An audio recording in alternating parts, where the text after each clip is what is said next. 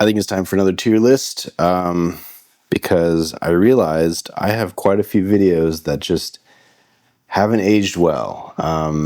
Some of the time it's because I was chasing like pop culture stuff, but like yeah, there's some rough ones in here. So let's just jump into it. Obviously, S A B C D, S tier being what a great prediction video. Good job, Matt. You nailed it. All the way to D being what a disaster, what a miss. Yeah, so let's jump into it.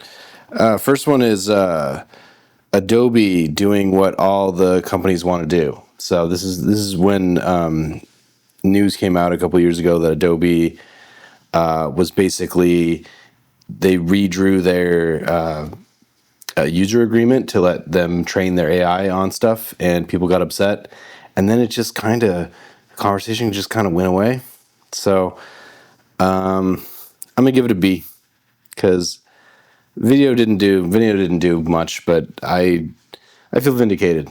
The fact that it sort of started the conversation about the fact that Adobe and tech companies in general just want to train everything on AI without having to pay for it, and most artists seem to not want to use AI or have their stuff trained on AI. So we're in a weird spot. But the Adobe like secretly changing their terms and conditions and then getting caught was kind of the beginning of that. So context wise, I feel like it was pretty relevant and sort of tapered out over time.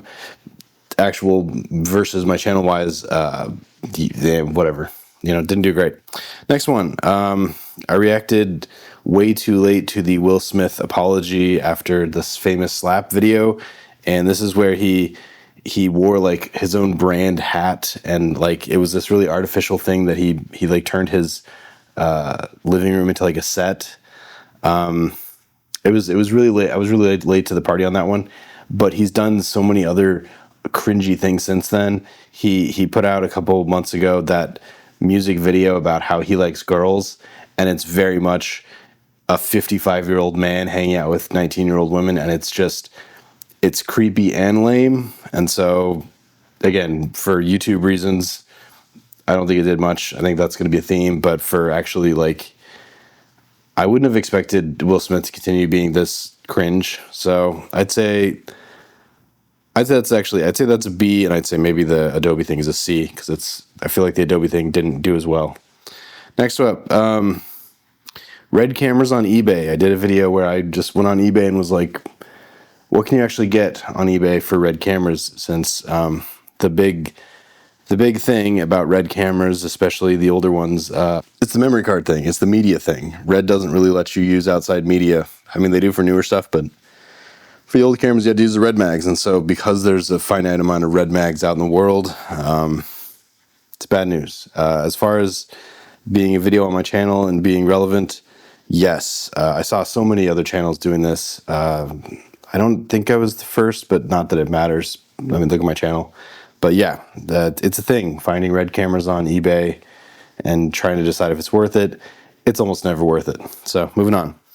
What does it say? Making my garbage camera look cinematic. This was unexpected because this was just sort of a bit that I was doing because I have these old, 1080p camcorders with fixed lenses. People liked it, and so it's doing well. It kind of seems evergreen. It feels like this isn't gonna become irrelevant. So S tier, did good for my channel. Seems to not have aged like milk. So moving on.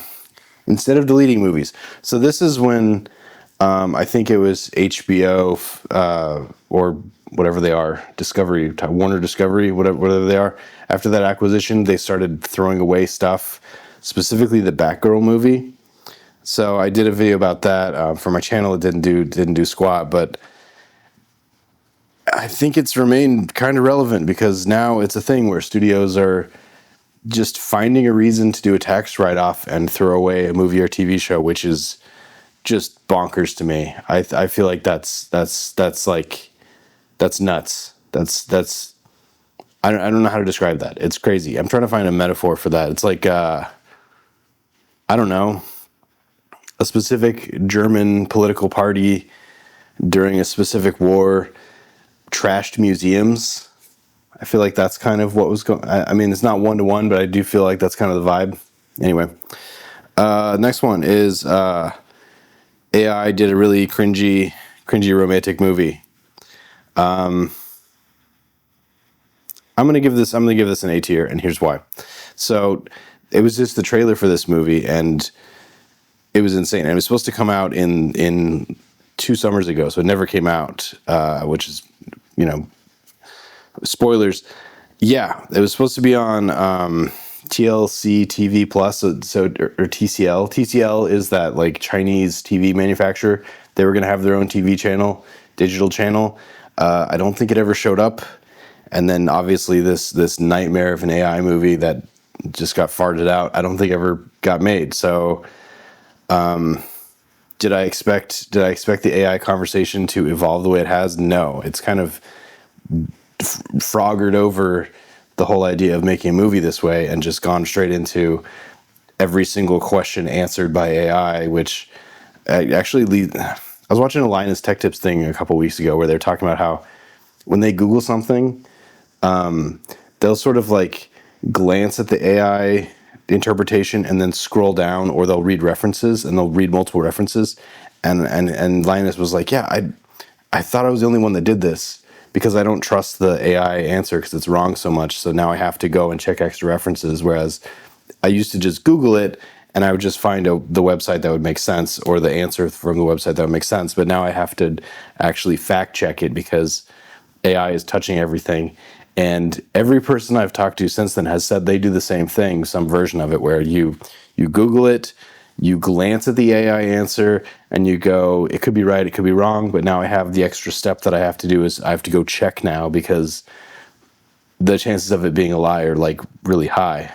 So weird workaround, weird, insane, like social engineering kind of workaround that I'm sure Google is aware of, but I still think that's crazy that it's such an inconvenience. Assuming this is everyone, I guess there are people out there that just take the AI answer for face value, and that doesn't seem like a good idea. Anyway, tangent. When going ugly is a good thing. This was a video talking about dirtying up the frame is I think the like filmmaking term, but it's basically just letting an image look ugly for a reason. It's done great on my channel lately. Like in recent times, it's one of my most exceptional videos, and I stand behind it. I more so than ever now, especially with the AI generative video stuff that I just hate so much. Anyway, moving on. I watched the Blink 182 Alien movie. Nobody watched it. Nobody cares. Turns out Tom DeLonge, who loves aliens, is a joke. So, what a whiff. This was in sort of the end of my phase of just trying to like grab and review every movie I think is worth talking about, and this is one of those. And yeah, it wasn't worth it. And honestly, I'm still kind of upset that I sat through it because it sucked. Next one. Can we make Hawk Tua's podcast work? She burned bright. She a few months I think after this, the Hawk Tua girl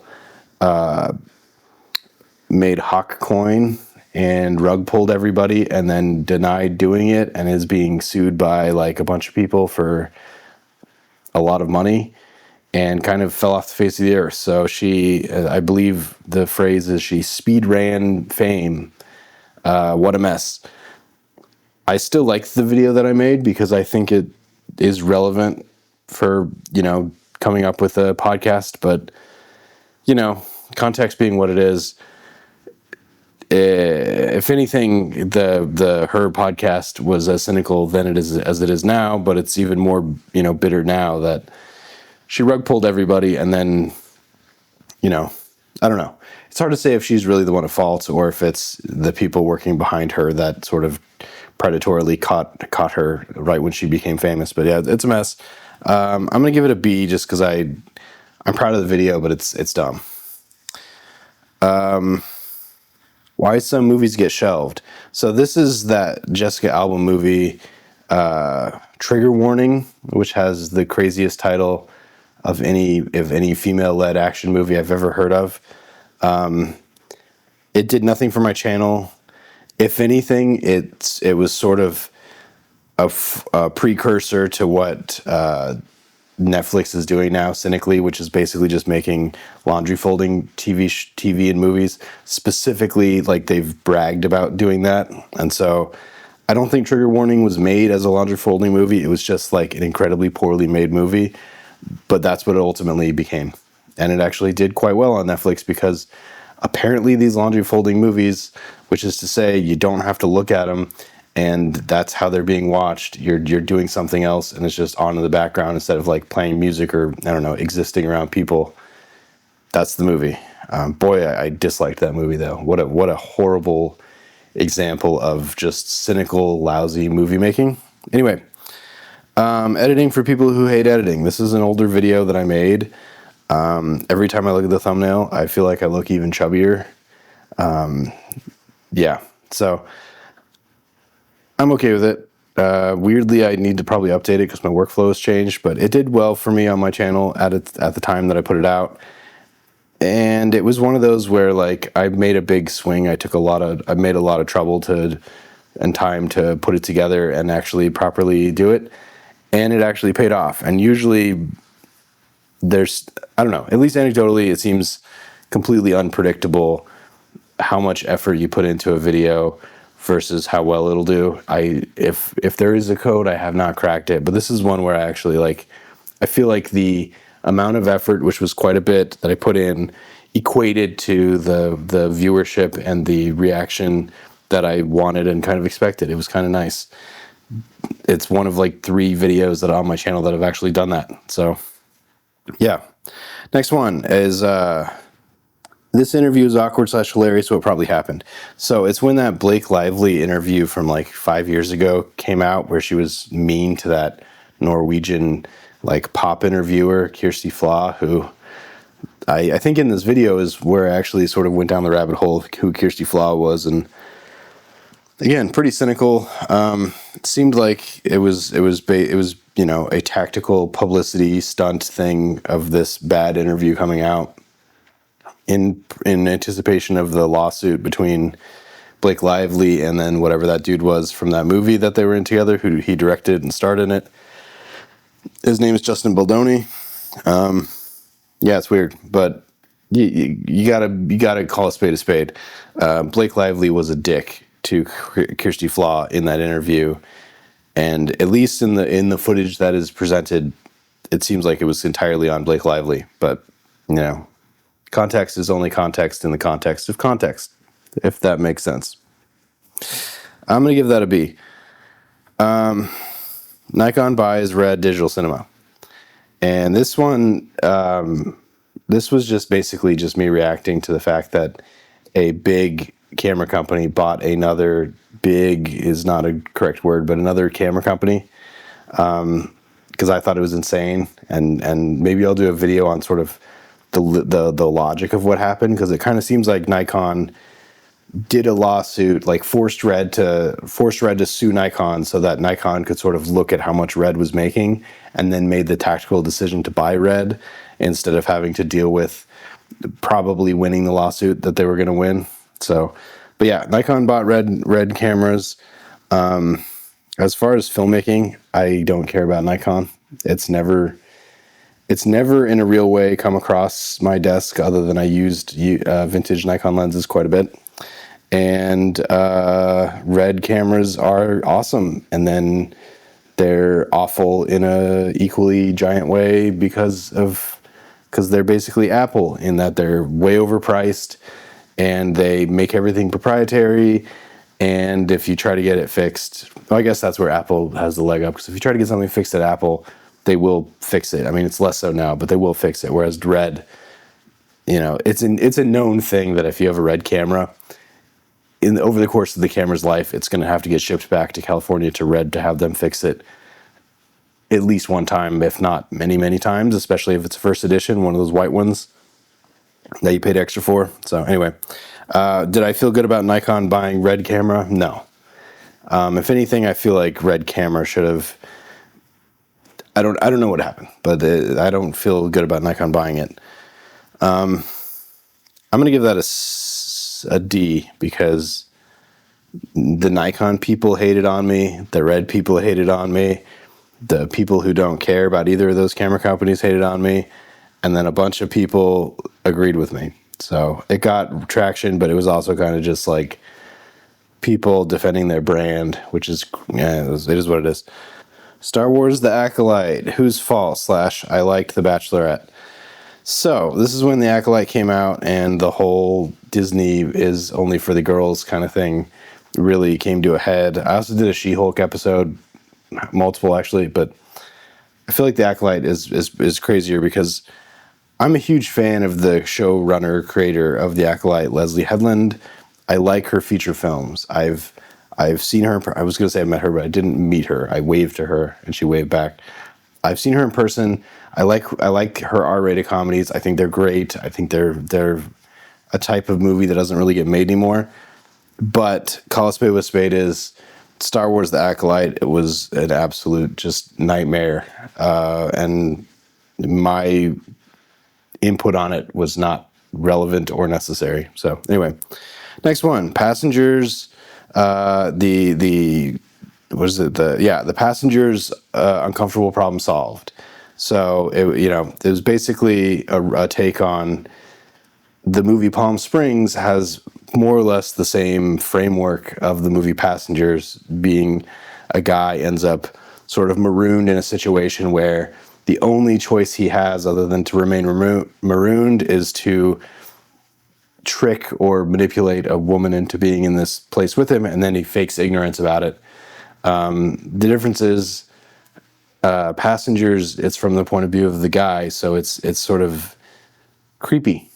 And Palm Springs, in the middle of it, the main character sort of switches, and you realize it's about the girl, and it actually like sort of is a really nuanced understanding of what it is to be betrayed, but also still have to deal with the consequences that were forced upon you. So I love Palm Springs. It's my second most successful movie that is still on my channel. Video, not a movie. It's the second most successful video on my channel. I'm really proud of it.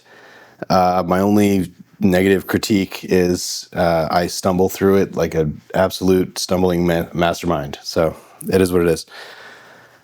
Next one is Filmmaker reads the WGA Agreement, and it did okay for my channel. I'll give it a B. I think it's crazy that at that moment when I read it in real time, and I realized a bunch of the AI stayed in it, and I, winced and moaned about that a little bit. And then here we are in this moment of generative AI, and the idea that half the studio heads want to just use AI because that's how much they loathe actual human beings participating. So it's crazy, and given the fact that it's been a few years, I think the AI being in that WGA contract is disgusting, and I thought they shouldn't have agreed to that agreement then. Even more so now. I think they need to probably strike again to get a better agreement, because this is a full-on disaster, and it's basically because of tech companies and studio heads being just straight up just greedy assholes that don't care about movies. If I'm lying, I'm dying. So did it do good on my channel? It did fine. So whatever. Next one. This is making fun of, I believe, Oculus Rift and Facebook, whatever. MetaQuest. Regular people are NPCs in MetaQuest ads. I was so proud of this video. This was around Christmas time when they were really pushing MetaQuest, or Oculus Quest, MetaQuest, whatever. Which I believe Meta has basically moved on from at this point. And it's been 8 months. So that's how quickly Mark Zuckerberg finds a new shiny toy. I was really proud of this video. I thought it was hilarious. I thought it was going to do something, and it was a disaster, but I'm proud of it. I think that's worth C tier. So it is what it is. Next one is The Idol, intimacy coordinator locked in the bathroom. So I did a few things on The Idol. Not a fan. Really grossed out by all of it, of the idol. But yeah, this was a filmmaker point of view of the fact that the intimacy coordinator basically got, well, I mean, not basically, got literally locked in a bathroom in order to finish the production. Yeah, it was crazy. It did okay for my channel.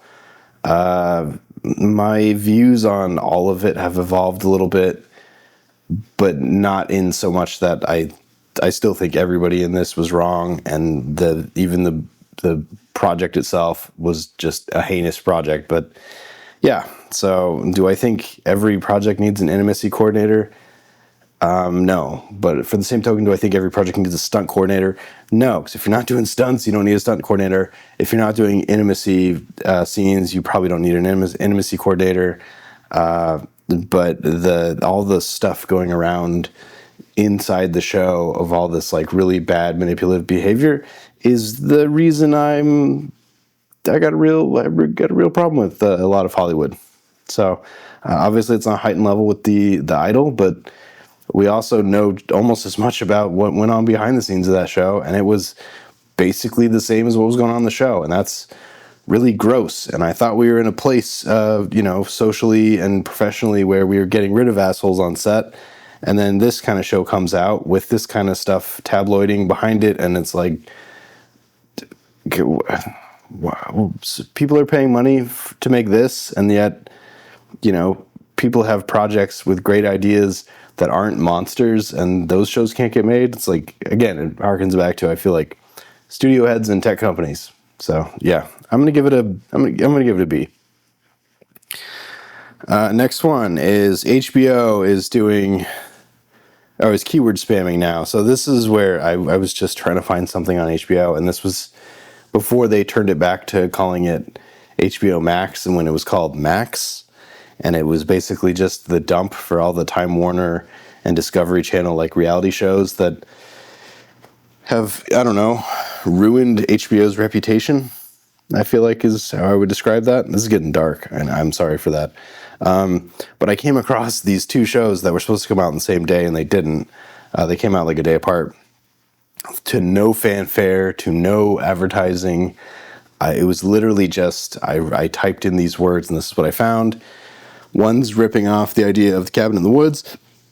The other one's ripping off the idea of Nightmare on Elm Street. One is a bunch of stories about serial killers in cabins in woods, and the other one is stories about serial killers that have something to do with being on Elm Street. And given the fact that New England has an Elm Street in every single town, they had plenty of material to go with. Both episodes of both shows or both episodes of the shows, they watched an episode each, I think, were incredibly low production value, incredibly lousy, and clearly the sort of like DVD out of the back of a hatchback kind of a thing, where it's like, well, you wanted to see Jurassic Park, here's Dino Park, and it was made in Eastern Europe for $150, and a lot of people died, but $7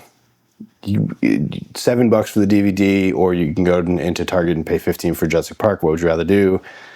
I'm watching Dino Park.